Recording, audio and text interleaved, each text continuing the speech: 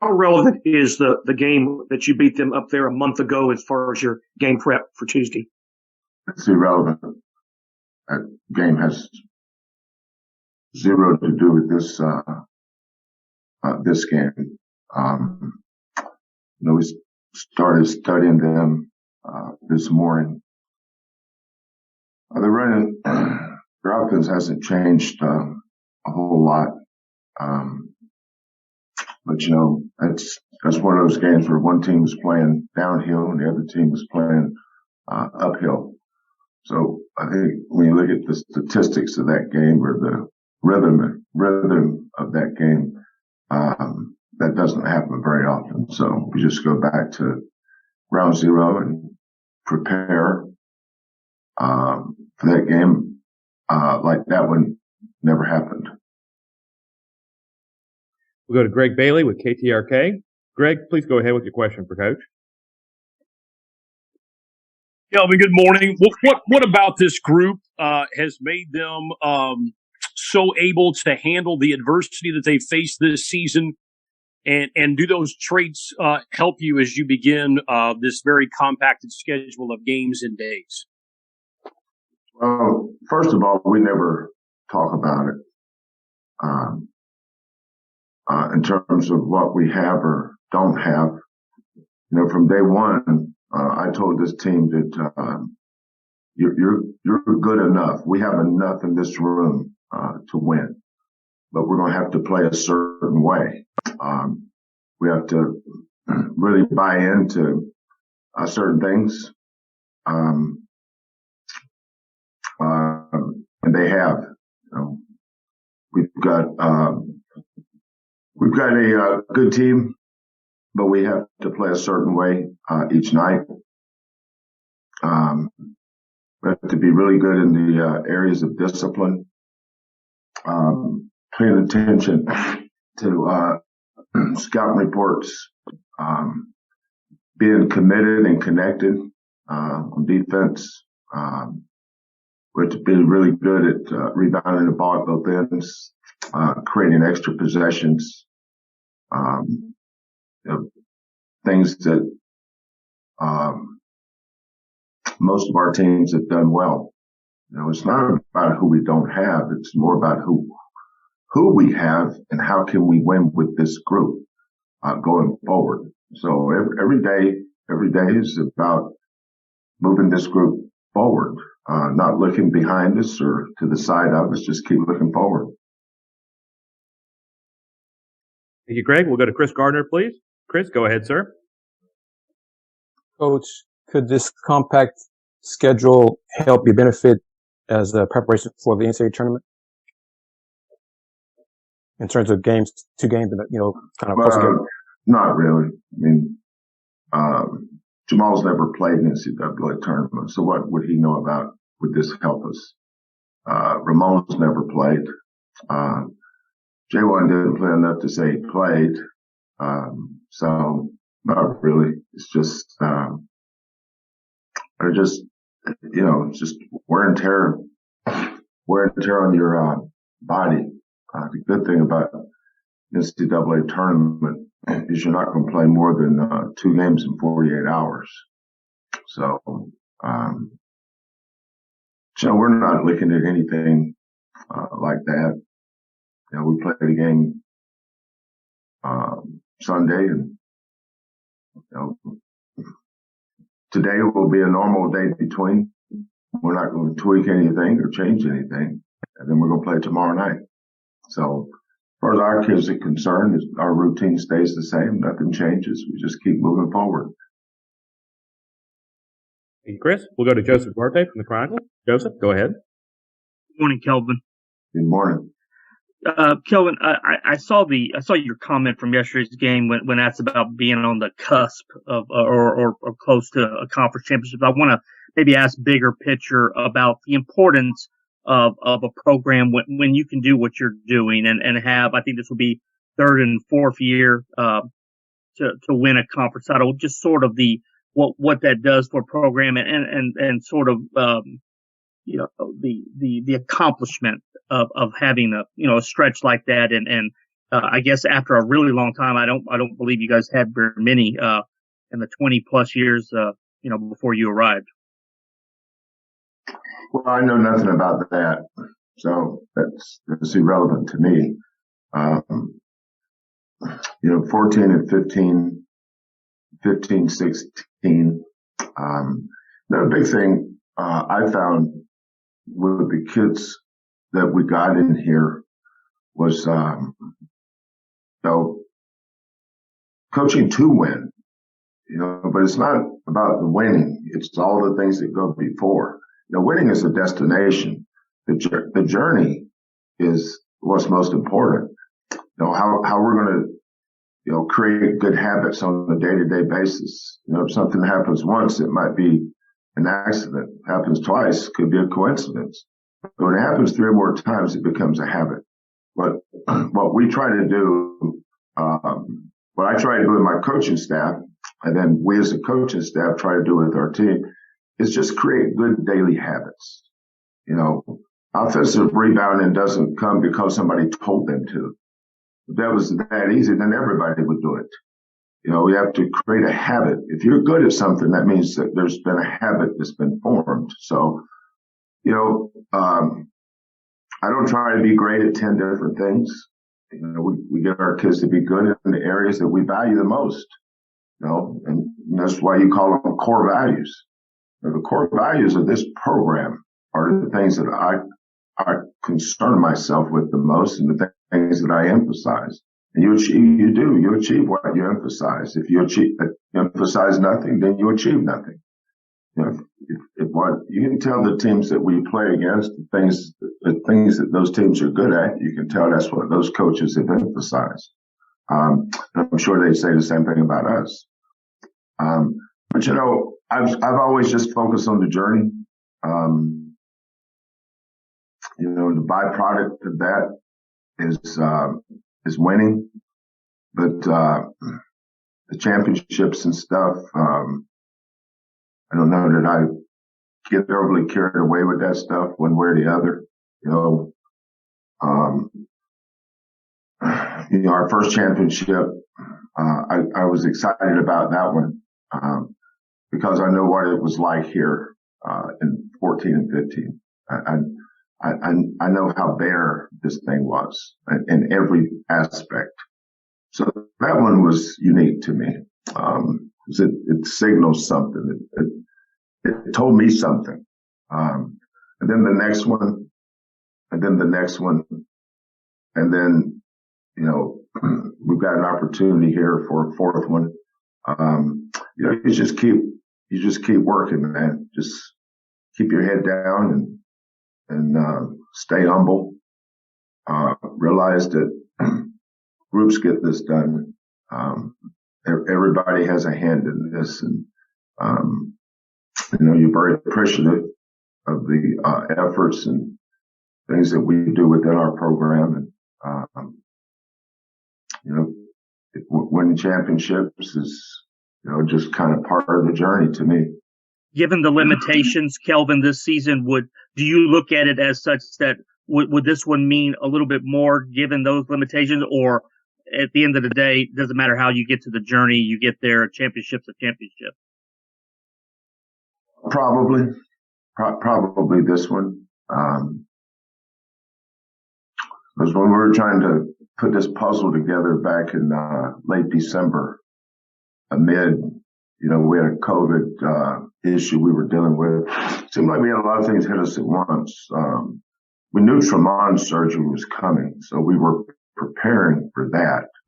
And Marcus just threw me for a loop. But how you handle things and how you react to them, to me, says everything about how you're going to perform going forward. First day, I made sure our kids, I have zero interest in what anybody thinks or says outside this room. Zero. Less than zero.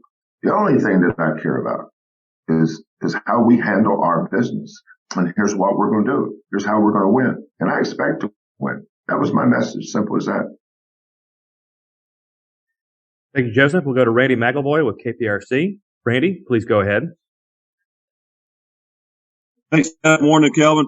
Morning, Red. You just a second ago, just how bare things were 14 and 15, and you've touched on that and what you've been able to build. I want to ask you, and I apologize for getting on late if you've already addressed this, but the continued support of the fans and how now this is a big event in this city every time you guys play, and you know how it was when you first arrived. What have these fans meant to you and your program on every night you guys play, and the difference they make when you pack the house there?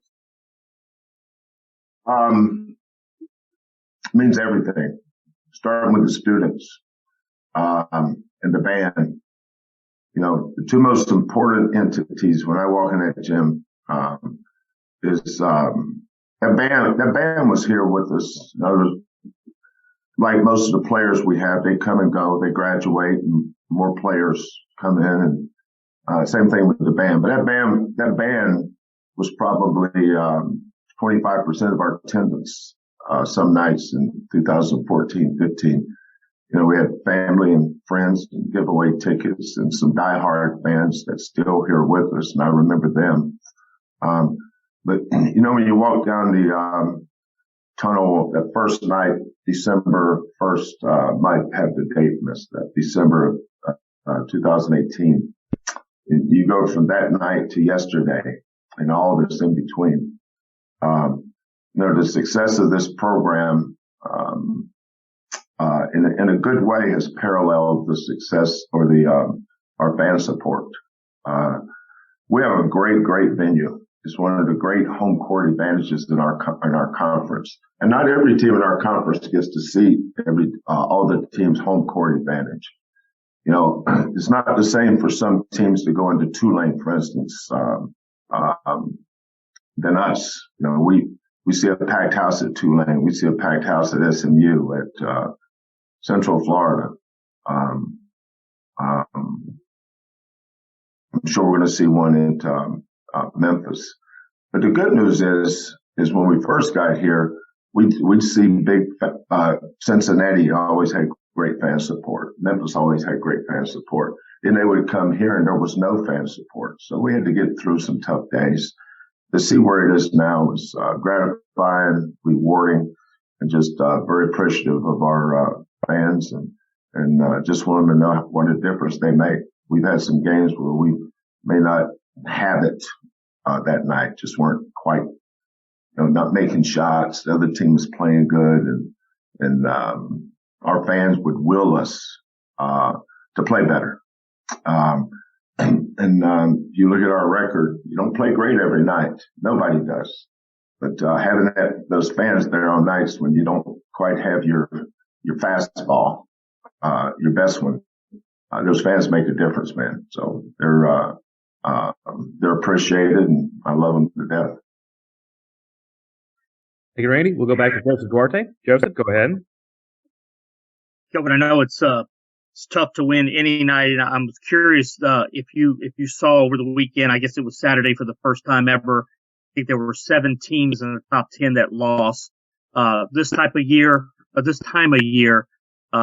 that just the nature of college basketball, or is this more of a wide open year that you've seen than in the past, where you sort of had maybe one or two, or it was a top heavy, sort of league thing going into the NCAA tournament?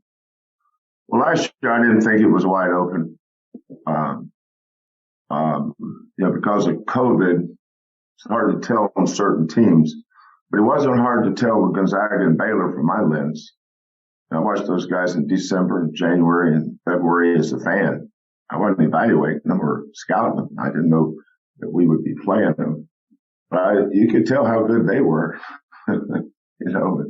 And after having played Baylor, no question. I mean, we played everybody from Ohio State to Kentucky to Syracuse and everything in between in the tournament. That was by far the best team we played against. But I haven't seen a team like that this year. I haven't seen a Baylor this year. I've seen some good teams. But wide open, what does that mean? That there's 10 teams that can win it? 20 teams? Probably. There's not 20 teams that can win it. It's still a small number. To win it, to get to Monday night, cut the net down, you got to be really, really, really good. I mean, really good. You don't back into or have a good night, win the national championship. Those guys have been great all year. And I see a bunch of teams that can win it. I don't think there's 10 or 12. There's probably more like, 7 to 9 maybe that can win it. And one of those teams probably will. Thank you, Joseph. We'll go back to Chris Gardner, please. Chris, go ahead. Coach, has Coach Miller changed and seen the offense in Cincinnati the last 2 weeks or whatever since you guys played the first time? Has he changed his offense? Yeah, they just made any tweaks. Anything you noticed in the film? Well, people never change their offense. What they do is add things to it. So nothing really changes. You know, we're constantly tweaking things, but you know, the end result of your offense is always play through your best players, and their best players is David Julius, Davenport. Those two guys they need those two guys to really play well. Julius really played well against us last time. I thought we did a decent job on Davenport. But Wes is a good coach. You know, he's creative in how he gets those guys shots. But at the end of the day, offense is a series of actions.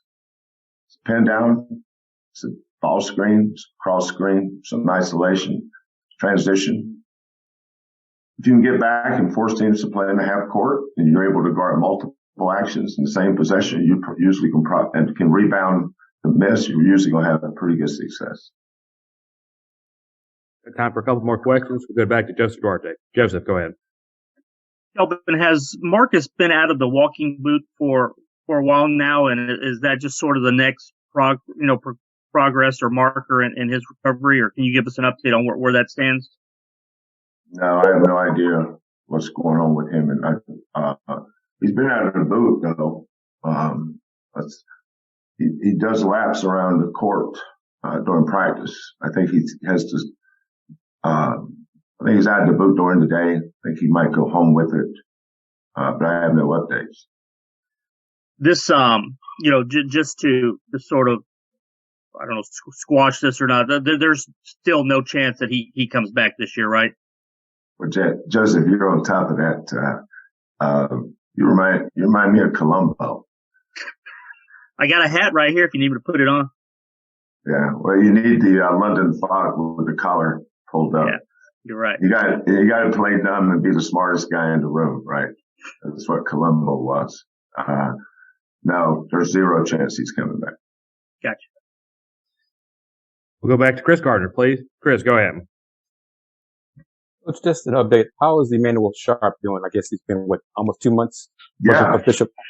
You know, I watched him play on days we don't practice. On days, the day after games, especially road games, all the guys that play minimal minutes or no minutes have to come in and play either 2-on-2 or 3-on-3. So I watched him play 2-on-2 the other day and he looked good. He's a good player.